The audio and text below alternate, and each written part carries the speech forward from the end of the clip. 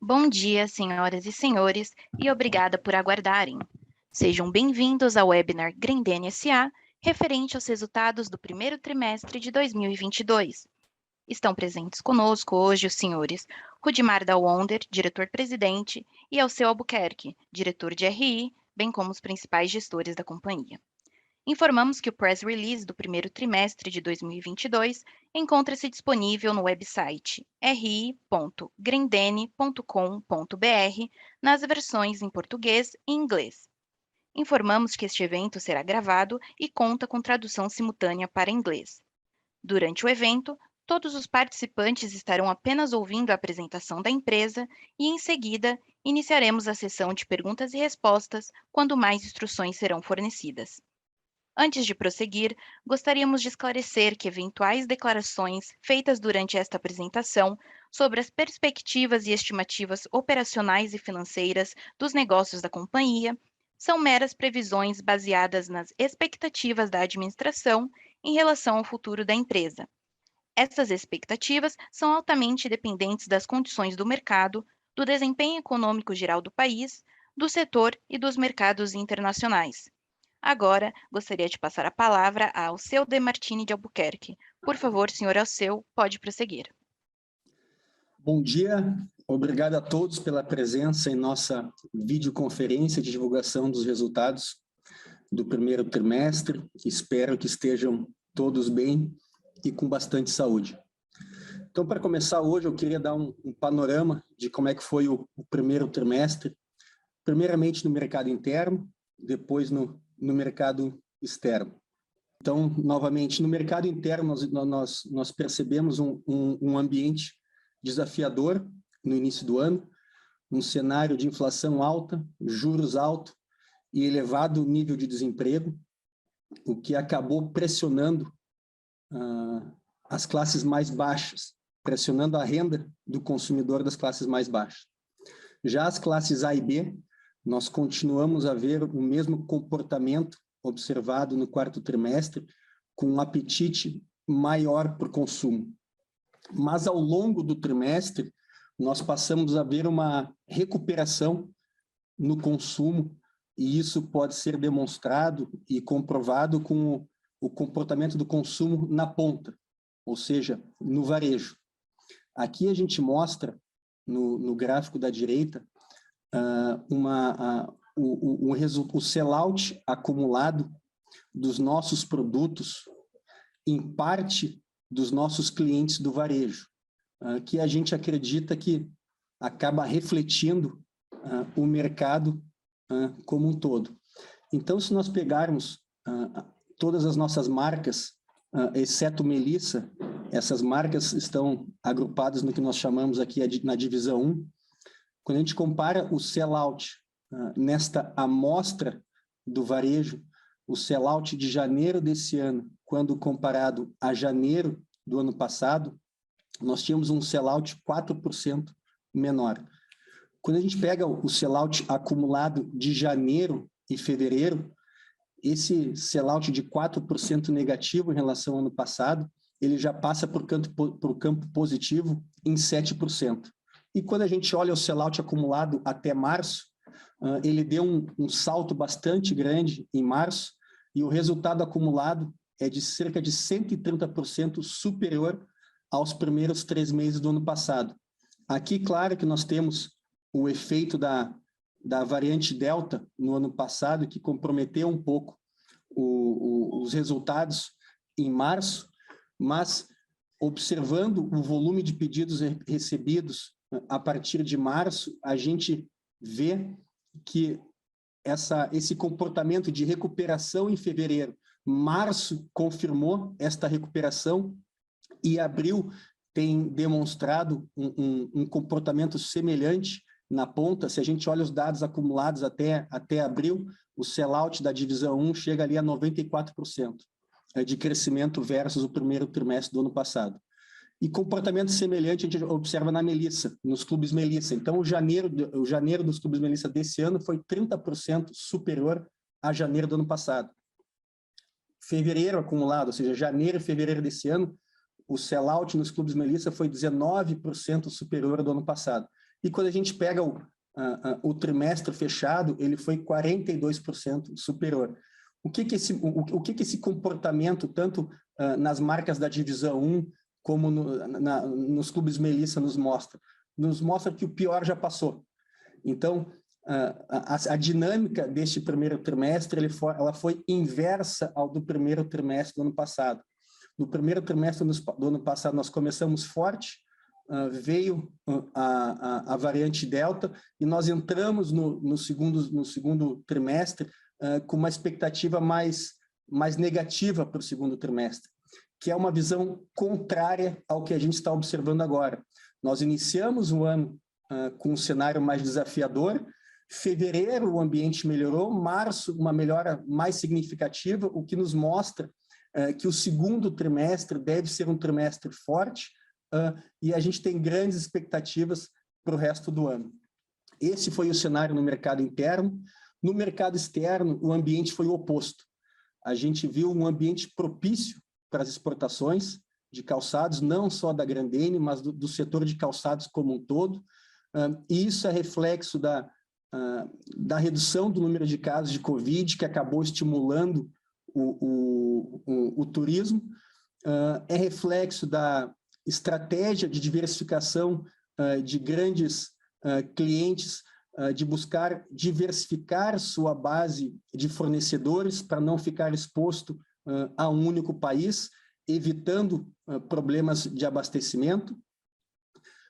Outro fator que contribuiu para o crescimento das exportações foi a elevação dos fretes internacionais da Ásia, que acaba tornando o produto asiático menos competitivo. Então, com base nisso, a gente vê uma recuperação generalizada de todos os nossos mercados, especialmente na América do Norte, por conta dessa busca por diversificação de fornecedores. E qual é o reflexo disso nos nossos números? Bom, nós embarcamos no primeiro trimestre de 2022 um volume de 19% inferior ao volume do primeiro trimestre de 2021. Essa queda ela foi puxada pelo mercado interno, que caiu 30,4% no período. E quais são os fatores e por que nós observamos essa queda no mercado interno? Bom, primeiramente, em função da conjuntura desfavorável para o consumo, né? Como eu comentei anteriormente, inflação alta, que compromete a capacidade de consumo, principalmente do consumidor de baixa renda, onde boa parte dos nossos produtos atende essa camada da população. Nós temos Melissa e algumas linhas da Haider para a classe A e B, mas as demais são para uma população de mais baixa renda. Então, nível de desemprego elevado e uma inflação alta acaba reduzindo a capacidade de consumo dessa parcela da população. Outro fator foi vendas no Natal de 2021 abaixo do esperado, o que acaba impactando reposições de estoque e aberturas para novos lançamentos. Ou também tivemos a questão de antecipação de pedidos por parte dos nossos distribuidores para evitar compras em janeiro em função dos reajustes anunciados, ou seja, nós havíamos anunciado um reajuste de 2 dígitos a partir de janeiro, então parte dos nossos distribuidores optou por antecipar pedido em dezembro para não incorrer nesses reajustes de janeiro. E, por fim, nós temos uma forte base de comparação contra o primeiro trimestre de 2021, que naquele momento cerca de 5 milhões de pares que eram para terem sido embarcados em dezembro de 2020, o embarque deles foi postergado para janeiro de 2021, em função da nossa capacidade de produção estar 100% tomada.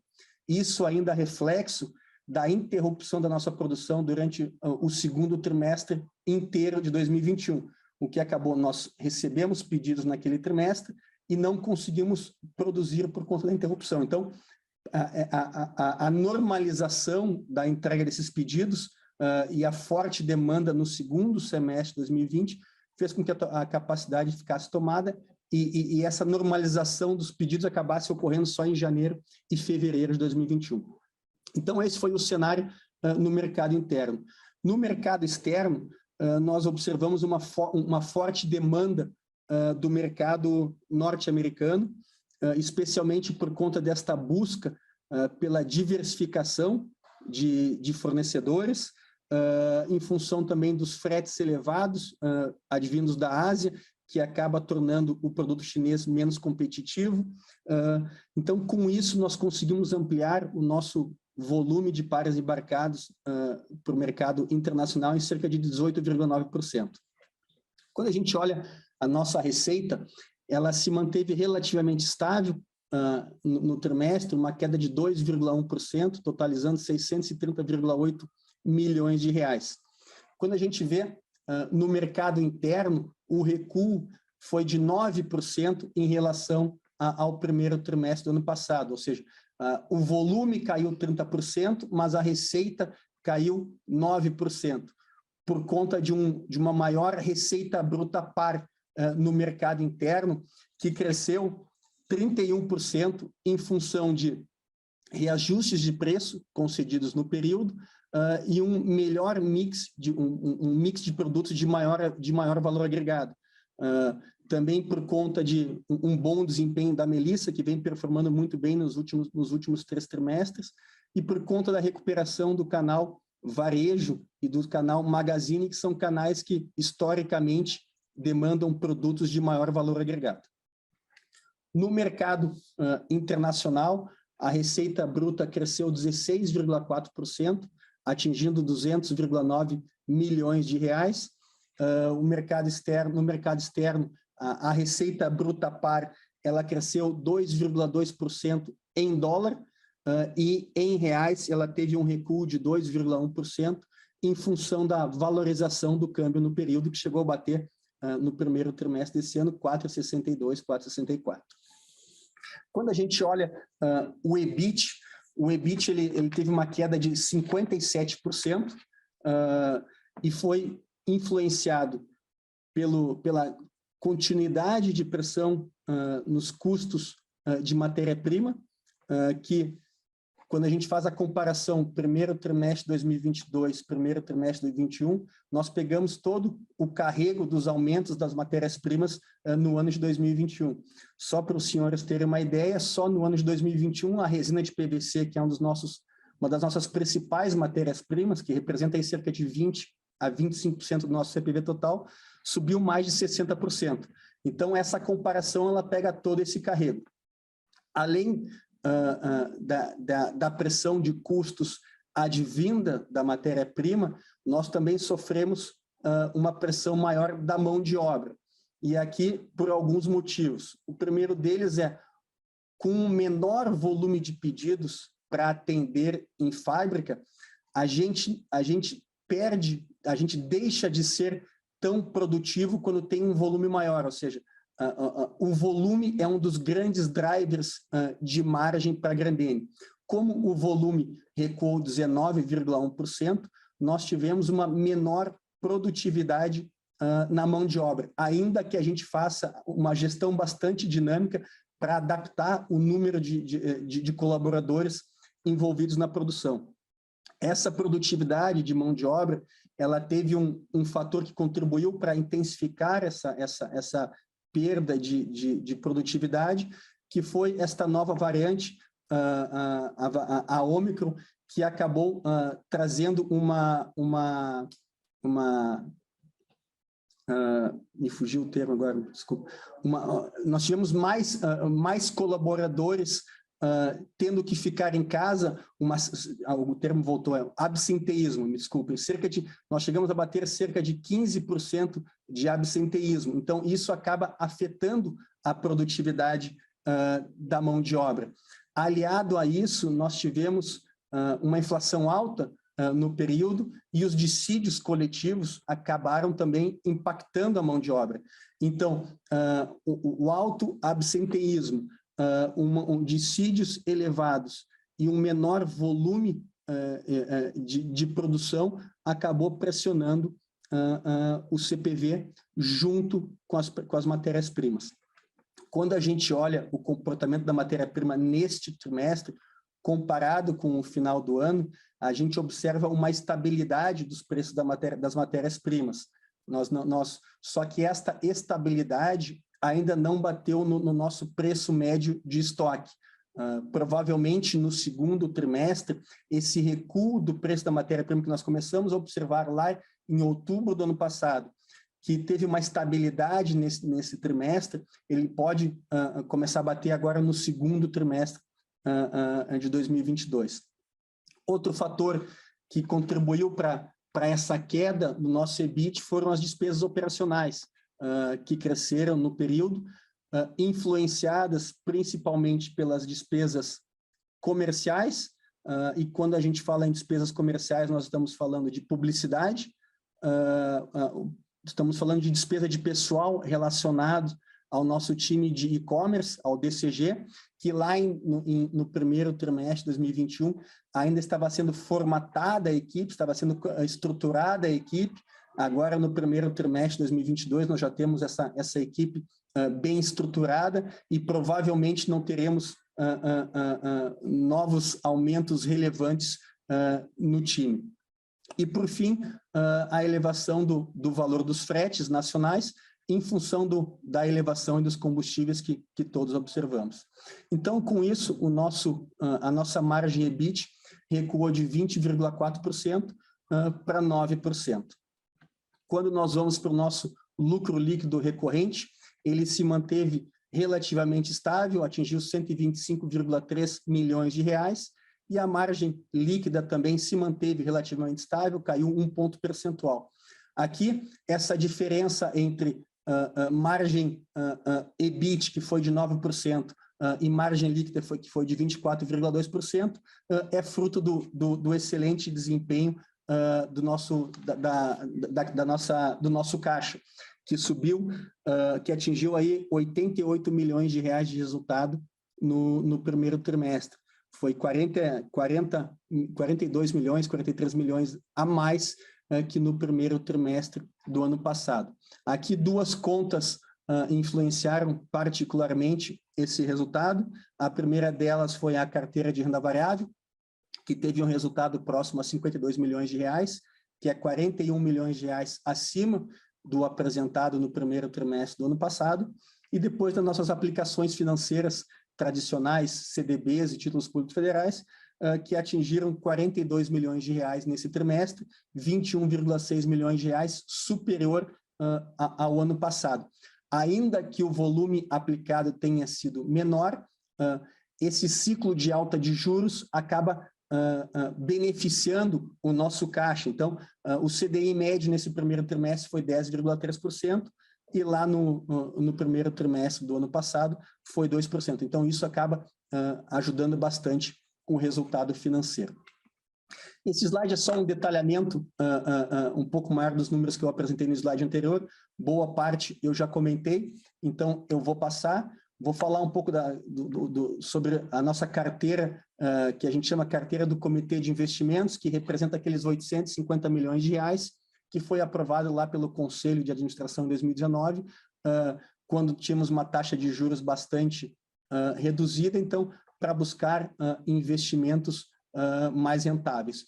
Daqueles 850 milhões de reais, me desculpem, nós tínhamos, em 31 de março, alocados no mercado 688 milhões de reais, e esta alocação estava dividida da seguinte forma: 50% desse valor estavam em ativos de real estate, ou seja, projetos de desenvolvimento imobiliário, que rendem aí entre INCC mais 9,30% e INCC mais 12% e 13% ao ano.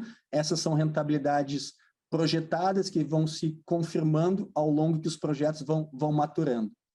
Depois nós temos a carteira de renda variável, representa 42% desses 688 milhões de reais, e nós temos créditos privados que representam 8%.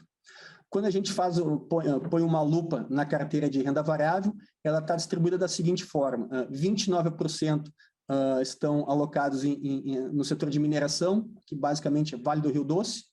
Nós temos 34% no setor financeiro, Banco do Brasil, e depois nós temos outros 36% no setor de energia, que é Equatorial Energias e Eletrobras.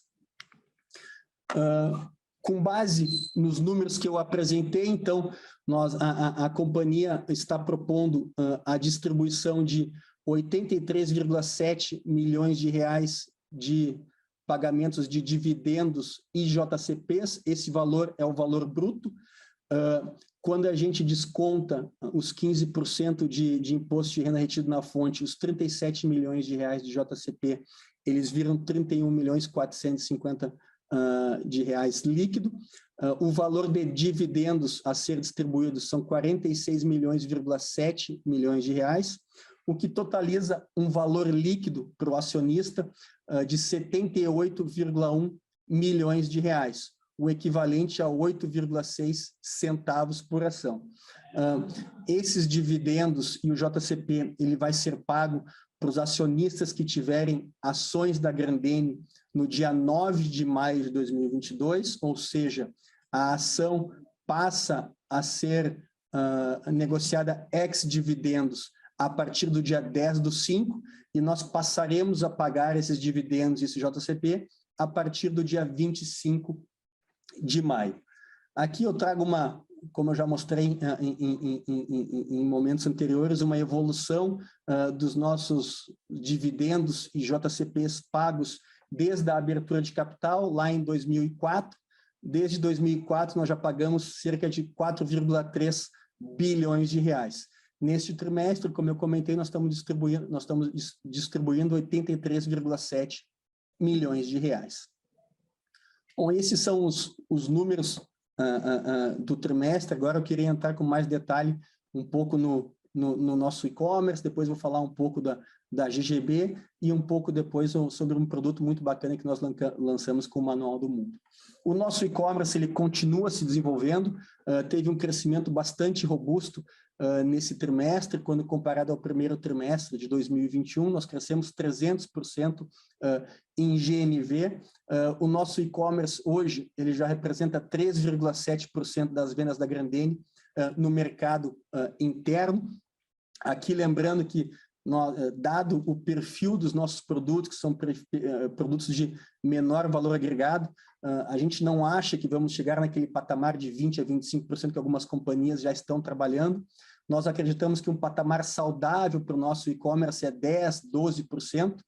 Melissa tendo uma boa representatividade disso, algumas linhas da Ryder e da Zaxi, e as outras linhas, por serem produtos de menor preço, onde o frete acaba comprometendo, a gente acredita que terá uma penetração um pouco menor. Mas olhando o todo, 10% a 12% seria uma penetração saudável para os nossos produtos no mercado interno. Tivemos uma evolução no número de sessões no primeiro trimestre, mesmo comparado com o quarto trimestre do ano passado, que historicamente é um trimestre que tem muito fluxo de pessoas nos sites por conta de Black Friday, por conta de Natal. Então, nós tivemos mais de 16 milhões de sessões no primeiro trimestre desse ano. É um crescimento de 240% versus o primeiro trimestre do ano passado. Foram vendidos, e destas 16 milhões de sessões, mais de 5 milhões foram realizadas por clientes distintos, ou seja, mostrando que nós estamos trazendo gente nova para os nossos sites. Mais de 170 mil pares vendidos no período. Ampliamos em 31% o número de municípios que receberam os nossos produtos, ou de onde recebemos pedidos. Implementamos agora em São Paulo o Same-Day Delivery da Melissa, então conseguimos já entregar num raio de 10 quilômetros da Galeria Melissa de São Paulo, os produtos no mesmo dia. Realizamos a integração com o Mercado Livre, começamos o desenvolvimento do app da Melissa, que deve acontecer aí até o final do ano. Agora vamos integrar com novos marketplaces ao longo do segundo trimestre, Netshoes, Zattini, Via Varejo e Dafit. No terceiro trimestre, vamos integrar com Renner, HiRap, Amazon e C&A, e no quarto trimestre, Shopee e Marisa. Então, estamos evoluindo, temos muitas iniciativas no e-commerce, temos aprendido muito com o pessoal da GGB, compartilhando muitas informações e experiências. Falando em GGB, como eu comentei no call de resultados do quarto trimestre, a GGB iniciou as operações em 1º de janeiro. Então, ela continua focada na construção da infraestrutura necessária para suportar o crescimento de médio e longo prazo da companhia. E o que quer dizer construção da infraestrutura? São pessoas, sistemas e processos. Então, em termos de pessoas, o Gustavo e o André contrataram um time altamente capacitado e com experiência no setor para que as metas de médio e longo prazo sejam atingidas. Em termos de sistemas, eles estão construindo sistemas de informações para que as decisões sejam baseadas em informações. Estão tornando os sistemas que tínhamos mais robustos. Vou dar um exemplo. A operação do online, que eles assumiram a partir da segunda quinzena de janeiro. Nós tínhamos uma plataforma, Oracle foi substituída pela plataforma Shopify. O fluxo de clientes nessa loja teve dias de picos, em que o fluxo foi tão grande que o site acabou ficando lento ou acabou caindo. Então, eles estão investindo para tornar este sistema mais robusto. Quando a gente fala de processos, a GGB ela iniciou com marcas globais, marcas fortes, mas a companhia não existia. Então, eles estão construindo os processos, quem faz o quê, quando, estão contratando os prestadores de serviço, como eu comentei na outra call, folha de pagamento, o operador logístico terceirizado. Então, todos esses processos que uma empresa constituída já tem, a GGB não tinha, porque é uma empresa que nasceu do zero. Então, estão focados na construção desses processos, refinando o mix de produtos para cada um dos mercados em que eles vão atuar, porque o objetivo é ter marcas globais com presença local, ou seja, o mix de produtos para os Estados Unidos é um, o mix de produtos para a China é outro, o calendário comercial para os Estados Unidos é um, o calendário comercial para a China é outro, para Hong Kong é um, para o Canadá é outro. Então, eles estão criando, junto com a gente, esses calendários comerciais, esse refinamento e o sortimento de produtos. E isso, a gente deve ver os primeiros resultados só lá em 2023. Por quê? Como eu já expliquei no call anterior, o calendário do hemisfério norte, ele é um calendário que funciona mais ou menos assim. Em maio de determinado ano, os compradores dos nossos clientes, eles recebem o budget para alocar em tal tipo de produto e tal marca. A partir de maio, esses compradores eles se reúnem com os fabricantes para conhecer a coleção e colocar pedidos que serão entregues a partir de janeiro a maio do próximo ano. Então, por exemplo, agora em maio de 2022, o time comercial da GGB vai começar a se reunir com os clientes em junho e julho para apresentar a coleção Primavera-Verão de 2023. Esses clientes vão conhecer a nossa coleção e vão colocar pedidos, e esses pedidos serão entregues lá a partir de janeiro até maio, junho de 2023. Ou seja, as ações comerciais da GGB que vão iniciar agora a partir de maio e junho, elas vão refletir lá nos embarques que acontecerão de janeiro a maio e junho do ano que vem. Então, lá que a gente vai começar a ver um resultado, um pouco do resultado da gestão GGB. Mas a gente já consegue ver alguma coisa aqui. Por exemplo, o e-commerce. A GGB assumiu a gestão do e-commerce a partir da segunda quinzena de janeiro. E o que a gente já pode perceber desde então? Um crescimento de 100% em faturamento do nosso e-commerce online da Melissa, que é a única loja que nós temos online nos Estados Unidos, quando comparado ao primeiro trimestre do ano passado. E isso, segundo o Gustavo e o André, este crescimento é um resultado de várias pequenas alterações, como, por exemplo, quando nós fazíamos a gestão, não era possível adquirir um produto sem ter uma conta no site da Melissa USA. Agora não é mais necessário. Tu pode fazer uma compra sem ter uma conta no site. Anteriormente, tu tinha que informar qual era o teu gênero para fazer a compra. Agora, tu não precisa mais informar teu gênero. A cultura de devolução no mercado norte-americano é muito forte. Então, eles revisitaram o processo de devoluções de produtos, tornando uma experiência mais amigável para o consumidor. Eles reduziram o número de sortimento, o sortimento de produtos em cerca de 30%, o que acaba reduzindo um sentimento negativo do consumidor quando vai lá ver uma foto de um produto, só que esse produto não tem em estoque.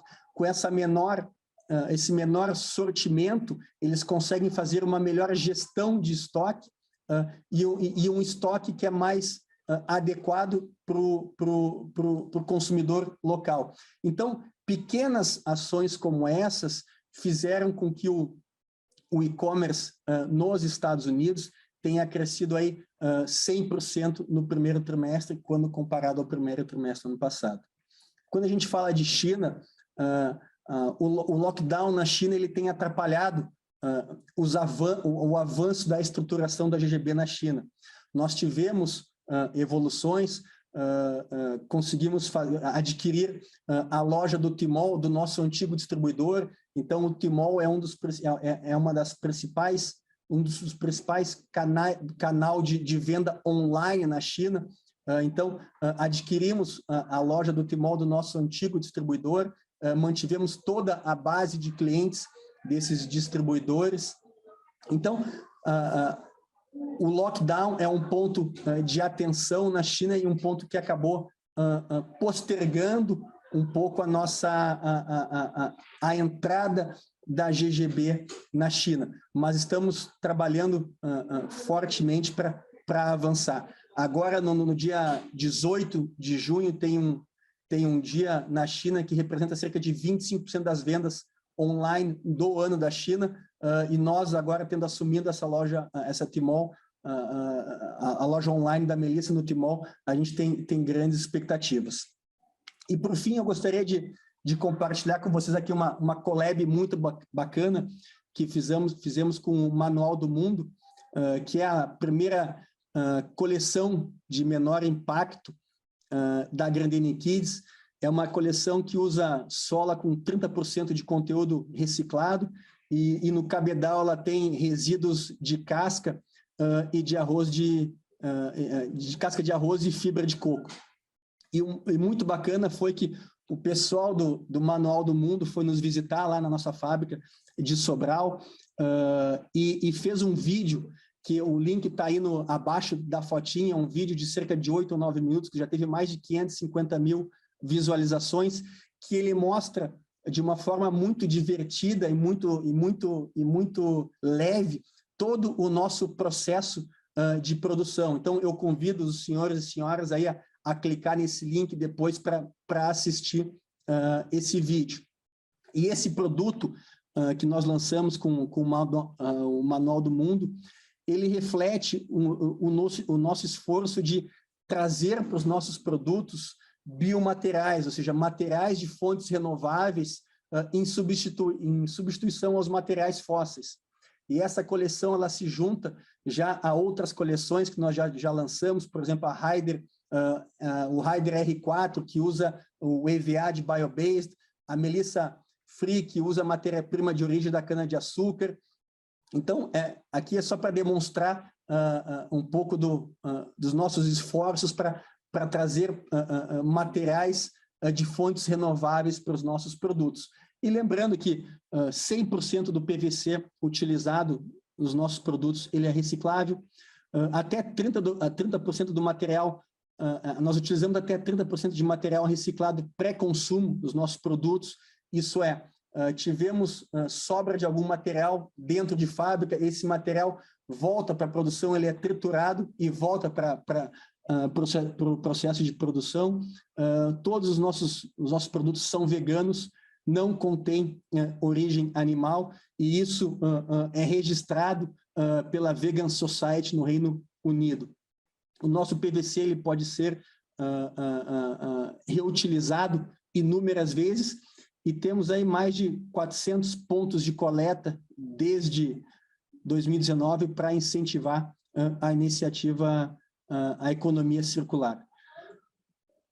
O que eu tinha para dizer hoje, eu gostaria de terminar dizendo que nós estamos, embora o cenário econômico seja desafiador, é um ano que nós temos bastante incerteza, é um ano eleitoral, estamos passando aí por uma leve crise política, passando por uma guerra entre Ucrânia e Rússia, ou seja, diversos elementos de incertezas. Mas nós temos para o ano um cenário positivo, principalmente no segundo semestre. Nós estamos entrando agora no segundo trimestre com indicações de uma forte recuperação, dado o volume das vendas dos nossos produtos no varejo. Então, gostaria de encerrar com essa mensagem e agora eu abro para perguntas para os senhores. Obrigada. Iniciaremos agora a sessão de perguntas e respostas. As perguntas podem ser feitas através de áudio, clicando no ícone Levantar a mão, Raise the Hand, disponível na parte inferior da tela. Neste momento, uma solicitação para abrir o microfone aparecerá na tela e você deverá clicar em Desmutar. Para enviar sua pergunta de texto, basta clicar no ícone QIA, também disponível na parte inferior da tela, e digitar sua pergunta. As perguntas em inglês serão recebidas exclusivamente via texto. Um momento, enquanto coletamos as perguntas. Nossa primeira pergunta vem do senhor Vinícius Piccinini, da Quantitas. Por favor, senhor Vinícius, o senhor pode prosseguir. Marcelo, tudo bem? Parabéns pelo nível de disclosure que vocês têm dado no release. Ajudou bastante a entender o resultado do primeiro trimestre. A minha primeira pergunta é se você consegue nos passar uma ideia do que foi o volume dessa pré-alta ali feita em dezembro e o quanto desse volume de Omicron deslocou para o segundo trimestre. Passar um pouquinho de números sobre isso. Você consegue nos ajudar? Vinícius, obrigado pela pergunta, Vinícius. Só para entender o que deslocou, tu quer dizer, não ficou claro, tu quer saber quanto de pares de dezembro de 2020 migrou para 2021, é isso? Ou... Não, quanto de pares que você fez de pré-alta, né, que era para ser vendido em janeiro, fevereiro, mas seus distribuidores adiantaram? E a segunda pergunta é quanto dos pares que você acha que era para ter sido feito no primeiro trimestre e por conta de Omicron deslocou para o segundo trimestre? Essa é uma pergunta difícil de responder ali em relação à antecipação de pedidos. Eu diria que 10% a 15% dos pedidos que eram para ter sido embarcados em janeiro foram antecipados para dezembro. E agora, quanto que deslocou para o segundo trimestre? O que eu tenho são os pedidos que nós recebemos em março para entrega em abril. Porque lembra que a Grendene só produz mediante pedido colocado. Então, o que acontece? Existe um deslocamento, a melhora do sellout na ponta, ela tem um certo delay um delay de 1 a 2 meses até cair no nosso sell-in. Por quê? Porque o varejista ou o distribuidor, ele vê uma melhora na ponta, ele coloca um pedido para nós em março, ou seja, o março o sellout foi muito bom, caiu o nível de estoque no varejo, ele coloca um pedido para a gente. Nós vamos produzir esse pedido em março e vamos entregar em abril. A gente não dá aqui galhos, né, nem adianta o resultado, mas o que a gente vê é que o volume de pedidos que vieram em março para entregar em abril foi um volume bastante forte, confirmando esse sentimento que nós tínhamos de uma recuperação do nível de consumo na ponta e que já está refletindo no nosso sell-in. Claro, se eu puder fazer mais uma, Alceu. Vai lá. Olhando o e-commerce, você mercado interno, a gente pode esperar que nos próximos 12 meses vocês também vão aumentar a integração do e-commerce com o Clube, a parte digital com o Clube Melissa físico? E quais os próximos passos nesse ponto? Não, hoje os nossos clubes Melissa, eles já estão integrados na plataforma de Omnichannel. Então, por isso que quando eu mostro ali no desempenho do e-commerce, por exemplo, eu não falo de faturamento, eu falo de GMV, porque existe uma diferença entre GMV e faturamento. O faturamento é só aquilo que é feito de venda pela Grendene e que sai do CD da Grendene. GMV, ele considera não só o faturamento feito pela Grendene, onde o produto sai do CD da Grendene, mas ele considera também as vendas feitas no site da Melissa, mas quem realiza a venda de fato é um Clube Melissa, porque o produto sai do estoque do Clube Melissa. Neste caso, a Grendene recebe uma comissão, mas a venda é feita pelo Clube Melissa. E boa parte, agora eu não tenho o número exato, Vinícius, de clubes que já estão conectados nessa plataforma, mas eu diria que é quase 100%, tá? E nós temos a modalidade Pick-up in Store, a modalidade de entregar na casa do cliente, todas as modalidades estão disponíveis nessa plataforma. Claro, obrigado. Eu que agradeço. Nossa próxima pergunta vem do senhor Renan Sartório, do Bradesco BBI. Por favor, senhor Renan, o senhor pode prosseguir. Bom dia, Alceu. Eu queria perguntar sobre o aumento de preço, qual foi o nível de aceitação? E você acha que teve algum impacto negativo aí no volume? E a minha segunda pergunta, eu queria perguntar sobre a perspectiva de abertura de Melissa Stores daqui para frente. Boa, vamos lá. Em relação ao reajuste de preços, nós anunciamos, o reajuste ainda foi no final do ano passado, e como eu comentei na ocasião, foi um reajuste que não foi muito questionado pelos nossos clientes, porque o mercado como um todo sentiu a necessidade de reajustar. E o reajuste que nós fizemos, que foi na ordem de 2 dígitos, foi o menor possível, de forma a evitar ao máximo o impacto na demanda. Quando a gente pega, vou te dar um exemplo aqui, vamos supor que o reajuste tenha sido de 10%. Se a gente pegar um produto, uma Ipanema, que vende a 20, 30 reais, tu coloca 10%, é 2 reais, é 3 reais no preço final do produto. Então, a gente acredita que com o reajuste que nós fizemos, que foi necessário para recompor parte das margens, ele não tem um impacto muito elevado na demanda do produto, não afeta a demanda do produto. O menor volume de pares embarcados no primeiro trimestre, ele é muito mais estrutural, é uma questão de conjuntura econômica, é uma questão de inflação alta, e aquela inflação para o consumidor de baixa renda, que é uma inflação extremamente maléfica, né? É de alimentos e de energia, que ele não tem como fugir. Então, sobra menos dinheiro no bolso para ele consumir. Então, não tenho a sensação que o reajuste que nós fizemos foi o que impactou a demanda. O que impactou a demanda, novamente, é uma conjuntura estrutural, é uma antecipação de pedidos para evitar esse reajuste, ou seja, o distribuidor e lojista querendo garantir uma margem maior para ele, porque compra sem o reajuste, e uma base forte de comparação contra o primeiro trimestre de 2021. E aqui tem um ponto que, num cenário de inflação alta, de pouco dinheiro no bolso do consumidor, isso, historicamente, tende a nos beneficiar. E por que isso, Renan? Porque se tu pega o nosso produto e tu pega o produto do nosso concorrente, os dois oferecem atributos muito semelhantes, mas o nosso ele tem uma precificação um pouco abaixo. Então, num cenário em que a população está com pouco dinheiro para consumir e ele tem que consumir um chinelo, por exemplo, historicamente a gente tem observado que ele prefere o nosso produto, porque o nosso produto tem atributos muito semelhantes, mas um preço inferior. Então, eu não sei se essa foi a primeira pergunta. Tu pode me repetir a segunda, por favor, Renan? A segunda é sobre perspectiva de abertura de Mailice Stores. Ah, sim.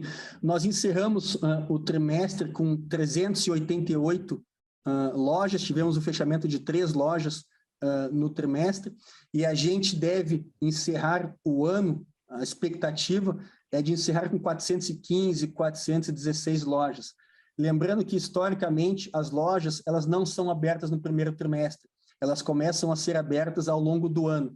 Então, nós tivemos aberturas no primeiro trimestre, foram 3 aberturas, mas tivemos 6 fechamentos, ou seja, foi um net negativo. Mas a expectativa daqui até o final do ano é fechar com cerca de 415, 416 lojas. Perfeito, obrigado ao seu. Ok. Nossa próxima pergunta via texto vem do senhor Marcelo Garcia do Couto, da empresa Betfair. Bom dia. Como a Grendene vê o mercado local e o mercado mundial de calçados? Expectativa de crescimento nas vendas? Obrigado pela pergunta, Marcelo. Nós temos, sim, a expectativa de crescer tanto volume como receita, tanto no mercado interno como no mercado externo. O mercado interno, nós temos uma representatividade já bastante relevante. Então, devemos crescer, mas é um crescimento mais ameno quando comparado às perspectivas de médio a longo prazo que nós temos com o mercado internacional, que é um mercado que lá em 2019 foi superior a 300 bilhões de dólares. E com esta parceria que nós fizemos com a 3G, com a GGB, nós temos grandes expectativas de crescimento no mercado internacional. Eu diria que o grande driver de crescimento da Grendene no médio e longo prazo é o mercado internacional.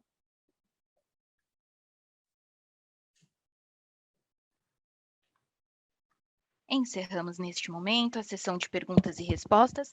Gostaria de passar a palavra ao seu Demartini de Albuquerque para as considerações finais.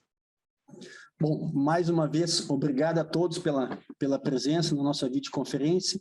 Reforço aqui que nós temos uma visão positiva para o ano, crescimento de receita, crescimento de volume, recuperação de margens, principalmente na última linha, embora cientes do ambiente desafiador que estamos passando. Mas, em anos eleitorais, historicamente, o governo injeta bastante recurso na economia, o que acaba incentivando o consumo, e isso a gente já começou a ver agora. Então, liberação do FGTS, antecipação da primeira parcela do 13º, Renda Brasil, tudo isso é recurso que entra na economia para fazer girar a economia e incentivar o consumo, e que deve contribuir para as vendas do varejo, incluindo da Grendene. Como eu falei também, em momentos de inflação alta, desemprego alto, os nossos produtos, especialmente os de baixa renda, tendem a performar bem, porque somos muito competitivos, temos excelentes produtos, com design fora de série, e um produto acessível. E é isso que a gente faz, é fornecer moda acessível para o nosso consumidor.